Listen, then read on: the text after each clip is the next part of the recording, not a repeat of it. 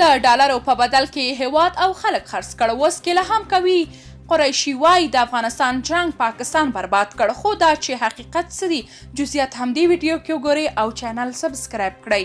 په دې خو هر افغان پوهیږي چې پاکستانی پوځ او په ټوله کې پاکستان د انګریز او امریکا یو هجرتي ډله ده چې کله هم کوم جنایتکار پلان عملي کوي نو هم دې پاکستان ته سپاري. د امریکا ډالرو لپاره خپل هیواد او پوځ د شوروي پر ضد د تش جهاد څخه نیولې بیا ته طالبانو پورې په کرایه کړی و. خپل خلک او طالب مشران یې د ډالرو په بدل په امریکا خرڅ کړ او د همدې جهادونو له برکته د اټوم بم او مجهز پوځ خاوند شو. خو اوس وایي چې د افغانستان جهاد مونږ خراب کړو.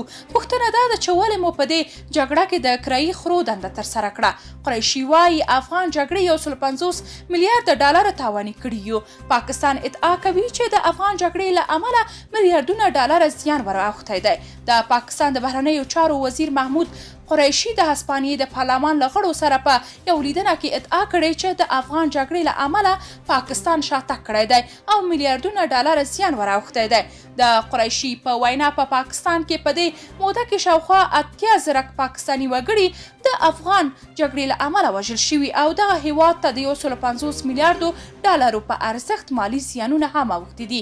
قریشي وایي د افغان جګړې له امله پاکستان ته سخت مالي او ځاني زیانونه اوښتي، خو لا هم هڅه کوي چې د افغانستان په اړه سیمه ایزه اجماع پیاوړې شي او دلته دایمي ثبات رامنځته شي. پاکستان داسې مهال دغه څرګندونې کوي چې افغانان پاکستان په سیمه او افغانستان کې د جګړو د دوام ملاتړ بولي او په خبره یې د دغه هیواد د ورانکاره پالیسیو له امله افغان لوري ته میلیارډونه ډالر زیان اوښتي دي. درنو لیدونکو، تاسو که د دې موضوع په اړه کوم نظر لرئ کومنټ کې شریک او چینل سبسکرایب کړئ.